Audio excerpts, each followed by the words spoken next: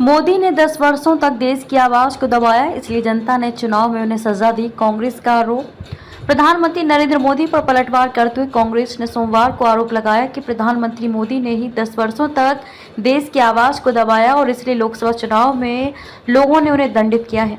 कांग्रेस की मीडिया एवं पब्लिसिटी विभाग के प्रमुख पवन खेड़ा ने कहा कि जिस व्यक्ति ने 10 वर्षों तक देश का गला घोंटा और उसकी आवाज को दबाया, वह आज विपक्ष द्वारा आवाज उठाए जाने पर बेहद कमजोर दिखाई दिया और आंसू बहाता दिखा। बहुमत वाली सरकार के पीएम नहीं मोदी, खेड़ा ने एक्स पोस्ट में कहा कि उन्होंने कहा कि विपक्ष ने 2.5 घंटे तक प्रधानमंत्री की आवाज दबाई। प्रधानमंत्री मोदी को ये याद दिलाना जरूरी है कि पिछले 10 वर्ष के उनके अन्यायपूर्ण शासन में पूरे देश का दम घुटता रहा, जिसकी सजा जनता ने उन्हें दी। खेड़ा ने कहा कि प्रधानमंत्री मोदी ये भूल गए हैं कि वह बहुमत वाली सरकार के प्रधानमंत्री नहीं है, बल्कि 2 दलों के समर्थन से चल रही राजग सरकार के 1/3 प्रधानमंत्री हैं। मोदी सरकार शब्द से बचना चाहे। कांग्रेस नेता ने कहा कि उन्हें मोदी सरकार शब्द का इस्तेमाल करने से ही बचना चाहिए और खुद को लोकतांत्रिक साबित करना चाहिए।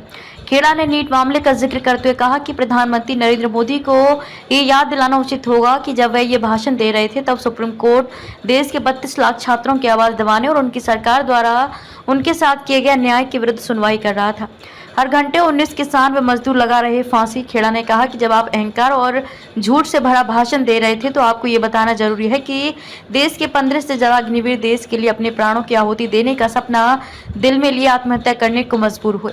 कांग्रेस नेता ने दावा किया कि देश में हर घंटे 19 किसान और मजदूर फांसी लगाकर आत्महत्या करने को मजबूर होते हैं। समस्याओं से जुड़े सवालों को सुनना जरूरी। खेड़ा ने कहा कि आप सही कह रहे हैं प्रधानमंत्री जी, यह किसी राजा का दरबार नहीं है, इसलिए विपक्ष को मजबूरन संसद में देश के नौजवानों, किसानों, जवानों, मजदूरों, महिलाओं, पिछड़ों, वंचितों, आदिवासियों और गरीबों की आवाज व दर्द को उठाना पड़ रहा है। देश की आवाज उठाने के लिए आपको बार बार टोकना और रोकना हमारा संसदीय कर्तव्य है। आपको भी ये समझना चाहिए कि सब कुछ छोड़कर देश की तात्कालिक जरूरतों और समस्याओं से जुड़े सवालों को सुनना जरूरी है। खेड़ा ने कहा कि देश की संसद चलाइए। खेड़ा ने आगे कहा कि देश ने अब आपको अपनी बात कहने का तीसरा मौका दिया है। देश की संसद चलाइए, सेंगोल का राज दरबार मत बनाइए।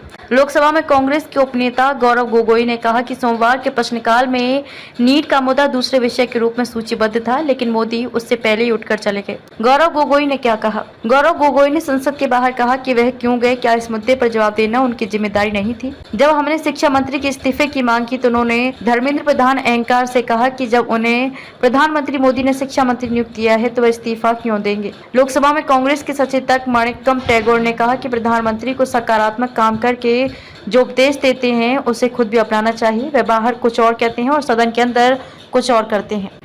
फारिया न्यूज के लिए कासगंज से मुनन अहमद की रिपोर्ट। खबर अच्छी लगी तो फारिया न्यूज चैनल को सब्सक्राइब करें, जिससे हमारा नोटिफिकेशन सबसे पहले आपके पास पहुंचे।